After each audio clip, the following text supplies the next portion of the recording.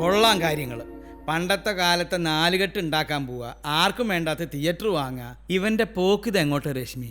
എന്തെങ്കിലും ചോദിച്ചാൽ പഴയ വില്ലേജ് ഓഫീസിലെ പ്യൂണായി ജീവിച്ചിരുന്നെങ്കിൽ ഇപ്പോഴത്തെ നിലയിൽ കഴിയാൻ പറ്റുമായിരുന്നോ എന്നാ തിരിച്ച് ചോദിക്കുക. ഒന്നോർത്ത് അതും ശരിയാണല്ലോ. ദേ അച്ഛനിനി ഒന്നും ചോദിക്കാനും പറയാനും നിൽക്കണ്ട. എൻ്റെ മുമ്പിൽ വെച്ച് എന്തെങ്കിലും പറഞ്ഞാൽ പിന്നെ അജേട്ടന് നാണക്കേടാവും. ഇന്ന് ചിലത് നേരിട്ട് അറിയാനാ ഞാൻ വന്നത്. അച്ഛനെ പോന്നു. ഒരു ഡ്രൈവർ അന്വേഷിച്ച് ഇറങ്ങിയതാ. വണ്ടി ഓടിച്ച് വയ്യാണ്ടായി. അയ്യോ, എൻ്റെ മോൻ ബെൻസ് ഓടിച്ച് ക്ഷീണിച്ചാ വരണേന്ന് വെച്ചാൽ അച്ഛൻ പിന്നെ വരാം. എന്താ ഒരു പരിഹാസം? നീ ഈ നാട്ടിലല്ലേ ജീവിക്കണത്? പത്രങ്ങളൊന്നും കാണാറില്ലേ? ഒരു ഗമയ്ക്ക് 3-4 പത്രങ്ങൾ വീട്ടിൽ വരുത്തുന്നതല്ലാതെ തുറന്നു നോക്കാറുണ്ടോ? ആ വർഗീസിന്റെ ടാക്കീസിന് അഡ്വാൻസ് കൊടുക്കുന്നതിന് മുമ്പ് നീ ഒരു വാക്ക് എന്നോട് ചോദിച്ചോ? നാട്ടിലെ സിനിമാ ടാക്കീസ് മുഴുവൻ ആളുകൾ കല്യാണ മണ്ഡപമാക്കിക്കൊണ്ടിരിക്കുക. അതിനിടയിലാണ് പഴയ തിയേറ്റർ വാങ്ങാൻ നടക്കണേ. പതിവില്ലാത്ത വരവ് കണ്ടപ്പോൾ തന്നെ തോന്നി ഉപദേശിക്കാനായിരിക്കുന്നു.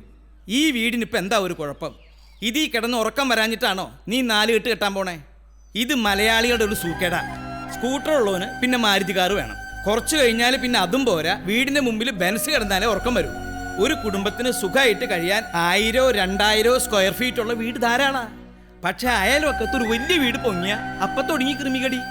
കയ്യിൽ 4 ചക്രം ഉണ്ടെന്ന് നാട്ടുകാരെ അറിയിച്ചാലല്ലേ സമാധാനമുള്ളൂ.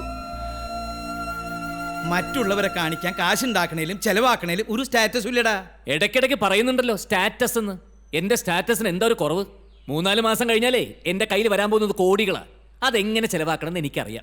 നീ ഒന്നും ഉണ്ടായിരുന്നു. ഞാൻ 4 കാശ് ഉണ്ടാക്കണതും നാട്ടുകാരുടെ മുമ്പിൽ ആളാവണതും അച്ഛനോട് പിടിക്കണില്ല. അജയചന്ദ്രൻ നായർ ജനിച്ചതും വളർന്നതും ആ ചെറ്റ കുടിലാണെന്ന് എല്ലാരെ കൊണ്ടും പറയിക്കണം. അതുകൊണ്ടാണല്ലോ ഒരു കാറ്റടിച്ച നിലത്ത് വീഴുന്ന സാധനവും കെട്ടിപ്പിടിച്ചോണ്ടൊരു ഭൂതത്തെ പോലെ അവിടെ കഴിയണത്. ആരെങ്കിലും ചോദിക്കുമ്പോൾ അമ്മയെ അടക്കം ചെയ്ത സ്ഥലമാണെന്നൊരു സെന്റിമെന്റ്സ് വെറുതെയാന്ന്. ജീവിച്ചിരുന്ന കാലത്ത് നട്ടും നനച്ചും വളവിട്ടും ചാണകം കോരിയല്ലാതെ എന്റെ അമ്മയെ ഞാൻ കണ്ടിട്ടൊന്നുമില്ല. എടാ നിർത്ത്. ഞാനും എന്റെ ഭാര്യ എങ്ങനെയാ കഴിഞ്ഞെന്നുള്ളതിന് ഈ വയസ്സാം കാലത്ത് നിന്റെ സർട്ടിഫിക്കറ്റ് വേണ്ട. എന്നാ പിന്നെ നിങ്ങളുടെ ആരുടെയും സഹായമില്ലാതെ ഞാൻ അധ്വാനിച്ചുണ്ടാക്കുന്ന കാശ് എങ്ങനെ ചെലവാക്കണമെന്ന് എന്നെ ആരും പഠിപ്പിക്കണ്ട.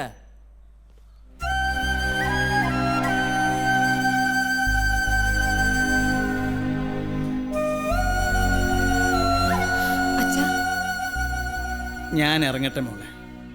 കുറച്ചു നേരം കൂടി ഇവിടെ നിന്നാല് പിന്നെ ഇങ്ങോട്ട് ഒട്ടും വരലുണ്ടാവില്ല.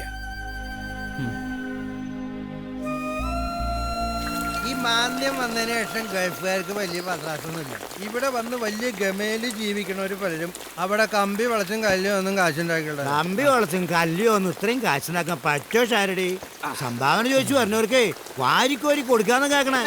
അതൊക്കെ ട്രിക്കല്ലേ കാണാരാ, നാട്ടുകാരുടെ മുമ്പിൽ ആളാവാൻ. ശരിക്കും ആവശ്യമുള്ള ഒരുത്തൻ സഹായം ചോദിച്ചു ചെല്ലട്ടെ, അപ്പൊ കാണാൻ അവന്റെയൊക്കെ തനിനിറം. ചില്ലി കാശ് കൊടുക്കില്ല. ഷാരടി അങ്ങനെ പറഞ്ഞത് ഒട്ടും ശരിയായില്ല.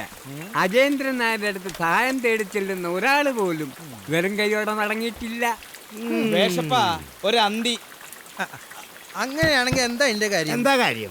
ഈ പുത്തൻ പണക്കാരൊക്കെ സ്വന്തം പേര് ഇടയ്ക്കിടയ്ക്ക് നാട്ടുകാർ പറഞ്ഞില്ലെങ്കിൽ ഒരു ചൊറിച്ചില്ല. അതല്ല ഒന്നും മിണ്ടാണ്ടിരിക്കേണ്ട ഷാരടിയെ. ഞാൻ പറഞ്ഞത് ശരിയല്ലേ? കമ്മ്യൂണിറ്റികളിന് സംഭാവന കൊടുക്കുന്നതിൽ വലിയ കാര്യമൊന്നുമില്ല. പക്ഷെ സംഭാവന നൽകിയവരുടെ പേര് വെക്കുമ്പോ സ്വന്തം പേര് ഏറ്റവും മുകളിൽ വെക്കണം. അതിന്റെ ഗുണം ആർക്കാ? നാട്ടുകാർക്കാ?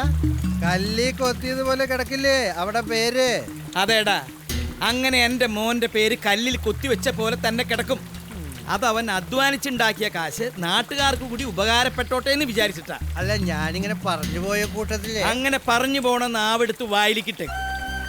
ഈ നാട്ടിലെ ഒരാളുടെയും സഹായത്തോടെ അല്ല എൻ്റെ മോൻ കാശുണ്ടാക്കണത്. അവനെ ശകാരിക്കാനും ഗുണദോഷിക്കാനും കളിയാക്കാനും ഒരാൾക്കേ അവകാശമുള്ളൂ, അവന്റെ അച്ഛൻ അച്യുതൻ നായർക്ക്. വേറെ ആരെങ്കിലും അത് പറയണത് കേട്ടാ അവന്റെ മുഖത്ത് ഞാൻ ആട്ടും. കുറെ നാട്ടുകാർ വന്നിരിക്കുന്നു. റേഷൻ വാങ്ങാനുള്ള കാശ് കള്ള് ഷാപ്പിൽ നേർച്ചയിരുന്ന കുറെ എംബോക്കികൾ. അച്യുതൻ നായരെ അന്തി വേണ്ടേ? ദേ ഇരിക്കണില്ലേ ഉപദേശി, അവന്റെ വായിരിക്ക് കമത്ത്. അങ്ങോട്ട് തള്ളി കൊടുക്കണെന്തിനാ? ഞാനല്ലേ ഇവിടെ ഇരിക്കണേ.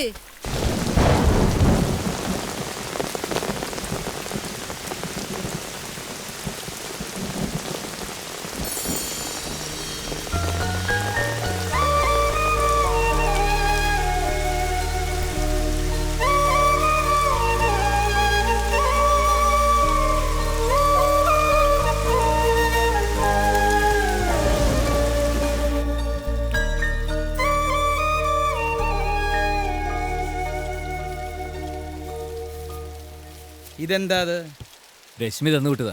ഇത്തിരി ചപ്പാത്തിയും ചിക്കൻ കറി. എനിക്ക് പതിവ് 2 ഗോതമ്പ് ദോശയും ഇത്തിരി ചമ്മന്തിപ്പൊടിയാ. അത് ഇവിടെ ഉണ്ട്. അച്ഛനിവിടെ പട്ടിണി കിടക്കല്ലെന്ന് എനിക്കറിയാം. ഒരു ദിവസം ഗോതമ്പ് ദോശ മാറി കഴിച്ചുകൊണ്ട് ഒന്നും വരാൻ പോകുന്നില്ല. കഴിക്ക്.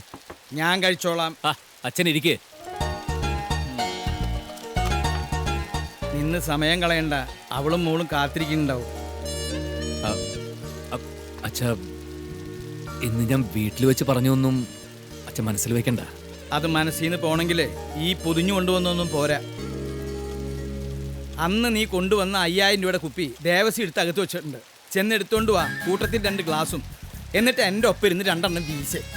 നീ വരൂന്ന് എനിക്കറിയാടാ, അതുകൊണ്ടല്ലേ ഞാൻ പച്ചയ്ക്ക് വന്നത്. എന്നാ പിന്നെ എടുക്കല്ലേ? എടുക്കടാ.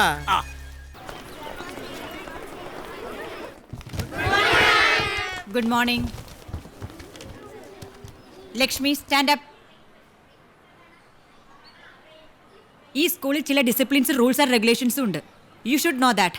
Where were you last week? അമ്മയ്ക്ക് അസുഖം കൂടുതലായിരുന്നു മാം. ഈ ഒരു എക്സ്ക്യൂസ് ലക്ഷ്മി ഈ വർഷം എത്രാമത്തെ പ്രാവശ്യം പറയുന്നതെന്ന് അറിയാമോ? Go out. ഇന്ന് മുഴുവൻ പുറത്ത് നിന്ന് പഠിച്ചാൽ മതി. നാളെ പാരന്റ്സ് വരട്ടെ, ക്ലാസ്സിൽ കയറണോ വേണ്ടയോന്ന് എന്നിട്ട് ആലോചിക്കാം. മാം അത് ഷട്ട്. ഒരു മടിയുമില്ലാതെ നുണ പറയാൻ കുട്ടിക്ക് എങ്ങനെ പറ്റുന്നു? കഴിഞ്ഞ വെനസ്ഡേ കുട്ടിയുടെ അച്ഛനും അമ്മയും ബസ്സിൽ കയറി പോണത് ഞാൻ കണ്ടതാണല്ലോ. മകൾക്ക് മന്ത്ലി ടെസ്റ്റ് ഉള്ളപ്പോൾ മാത്രം അമ്മയ്ക്ക് അസുഖം വരുന്നത് എങ്ങനെയാണെന്ന് അവർ നേരിട്ട് വന്ന് പറയട്ടെ. റെപ്യൂട്ടഡ് ആയ സ്കൂളിൽ PTA ഹെൽപ്പിൽ ഫീസില്ലാതെ പഠിക്കുമ്പോൾ നിങ്ങളെ പോലുള്ളവർ പഠിപ്പിനോടെങ്കിലും ജസ്റ്റിസ് കാണിക്കണം. Clear from the class. I say clear out.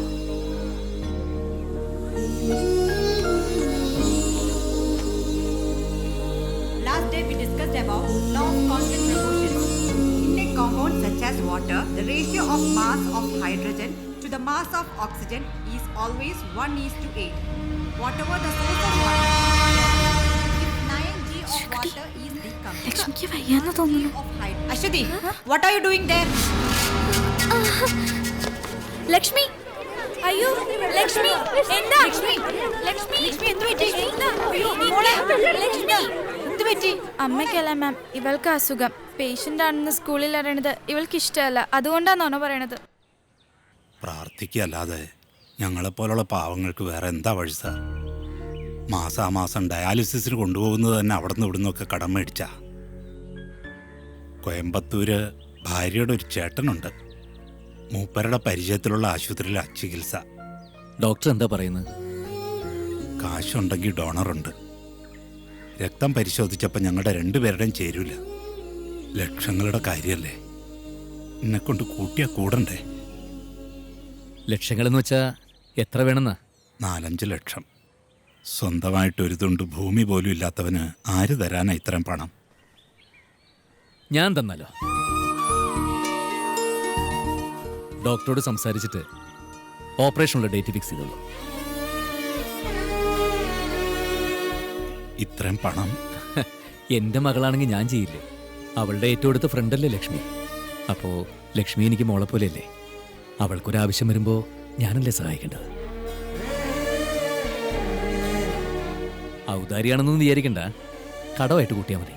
ഇല്ല സാറേ, മരക്കമ്പനിയിലെ കണക്കെഴുത്ത് പണി കൊണ്ട് ഈ ജീവിതകാലത്തൊന്നും എനിക്കത് തിരിച്ചു തരാൻ കഴിയില്ല. വേണ്ട, ലക്ഷ്മി പഠിച്ച് മിടിക്കുകയെ ജോലിയൊക്കെ കിട്ടിക്കഴിയുമ്പോൾ ഞാനത് തിരിച്ചു മേടിച്ചോളാം, പോരെ? ആവശ്യമുള്ളവന് നൽകുമ്പോഴേ പണത്തിന് വിലയുള്ളൂ എന്ന് പറയാറില്ലേ?